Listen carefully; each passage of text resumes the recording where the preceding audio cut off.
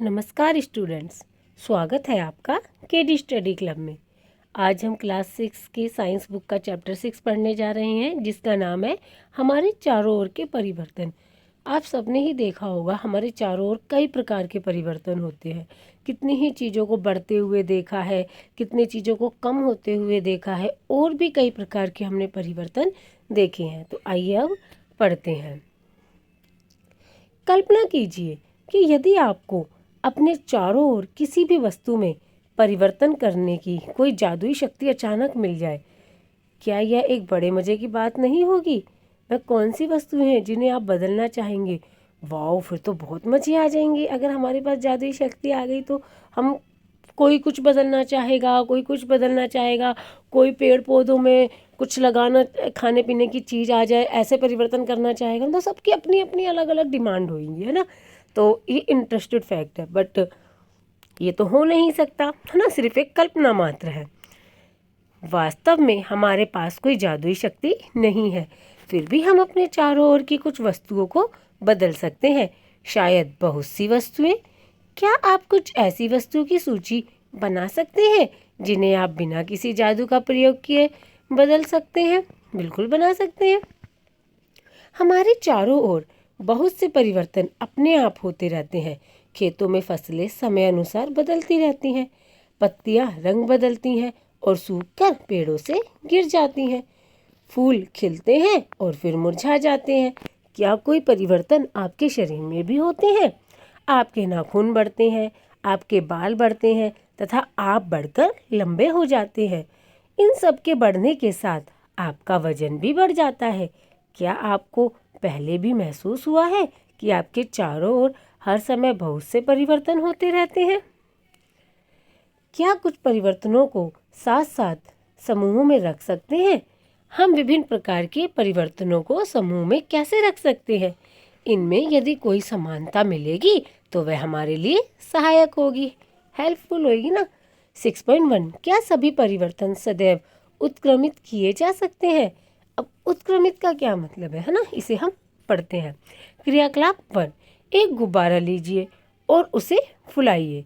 सावधानी बरतें कि वह फट ना जाए, मतलब इतना ही फुलाएं कि वो फूटे ना। गुब्बारे का आकार एवं अमाप बदल गया है। अमाप मतलब वो एक आकार का नहीं रहा, है ना। अब पहले तो पतला पिचका सा था, हमने उसमें हवा भरी तो वो फूल गया। अब उसकी हवा निकल जाने दे, अब उसमें से हवा निकल जाने दे।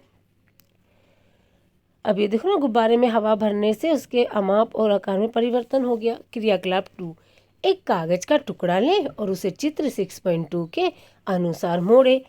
देखो 6.2 में दिखा रहे हैं ना, हमने इस तरीके से मोड़ना है।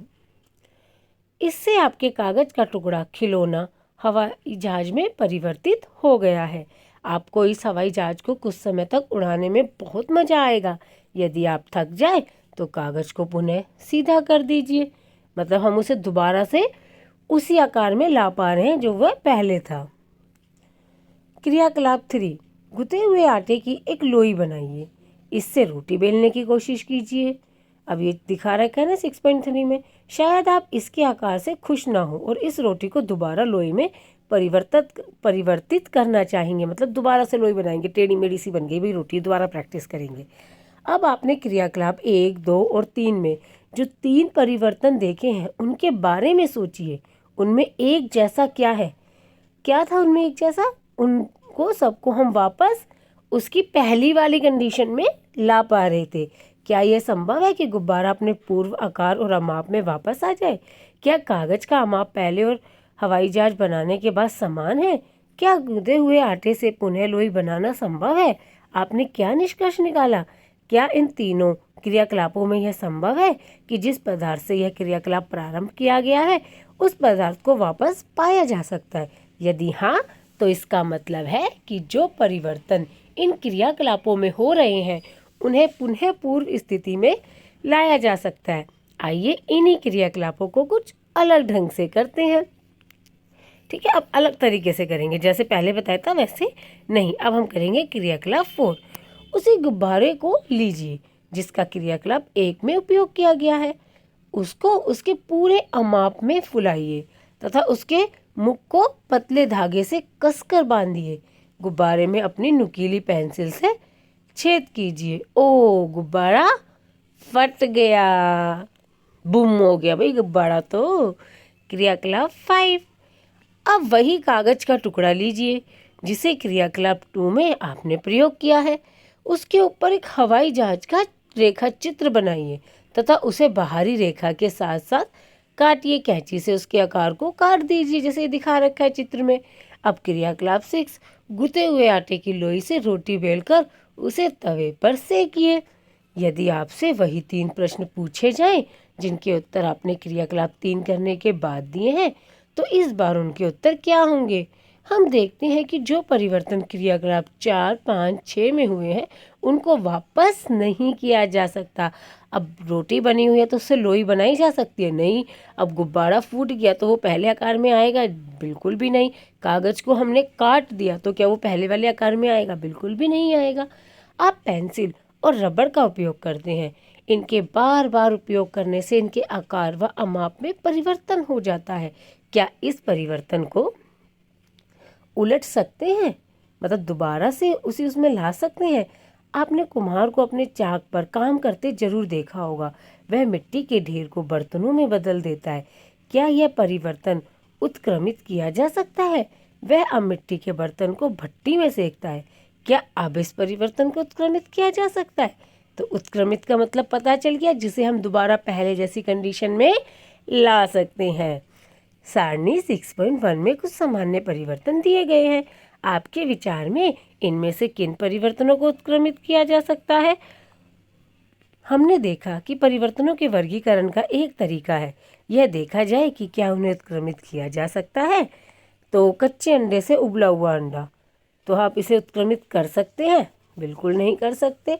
हमने अंडे उबाल दिया, वो वापस से कच्चा कैसे होगा? गाढ़े घोल से इडली, अब इडली बन गई तो वो घोल में कैसे बनेगा वापस? बिल्कुल नहीं। गीले कपड़े से सूखे कपड़े, हाँ, आप सूखे हुए कपड़े को दोबारा गीला तो जरूर कर सकते हो ना पानी डाल के। ऊन के धागे से बुना हुआ स्वेटर, अब स्वेटर को दोबारा से उधेड़ दो तो वापस से ऊन मिल जाएगी। अनाज से बनाया गया आटा, नहीं, अब दोबारा अनाज नहीं मिलेगा। ठंडे दूध से गर्म दूध, वो वापस से ठंडा हो जाएगा पर पहले जैसा मतलब टेस्ट में परिवर्तन आ जाता है उसके। सीधी डोरी से कुंडलित डोरी, कली से फूल, दूध से पनीर, गाय। तो इस तरीके से आप इनके आंसर खुद पता लगाइएगा कि क्या इन्हें उत्क्रमित किया जा सकता है या नहीं। तो यहाँ तक आपने करा, ठीक है। 6.2, क्या परिवर्तन करने के अन्य तरीके हो सकते हैं? हम सभी ने मिट्टी को खोदने वाले औजार देखे होंगे। ये दिख रहे हैं ना 6.6 में इतने सारे औजार हैं। देखो कितने सारे औजार हैं। हाँ, क्या आपने इन औजारों में देखा है कि लोहे के फलक को कैसे एक लकड़ी के हत्थे पर जड़ दिया जाता है? इन औजारों में लोहे के फलक में एक वलय होता है जिसमें लकड़ी के हत्थे को फंसा दिया जाता है। साधारणतः इस वलय का आमाप लकड़ी के हत्थे के घेरे से थोड़ा छोटा होता है। हत्थे को वलय में फंसाने के लिए वलय को गर्म करते हैं जिससे उसका आकार बड़ा हो जाता है, यानी कि वो थोड़ा फैल जाता है। अब हत्था आसानी से इसमें जड़ दिया जाता है। जब वलय ठंडा होता है तो सिकुड़ जाता है जिससे यह हत्थे पर अपनी पकड़ बनाने तक कस जाता है। इसी प्रकार के परिवर्तन का उपयोग बैलगाड़ी की लकड़ी के पहिए पर लोहे के रिम को कसने के लिए भी किया जाता है, जैसा कि चित्र 6.7 में दर्शाया गया है, ठीक है ना। धातु के रिम को लकड़ी के पहिए के घेरे से थोड़ा सा छोटा बनाते हैं। गर्म करने पर रिम पहिए पर चढ़ जाता है। आगे का हम पार्ट 2 में करेंगे। Thank you student.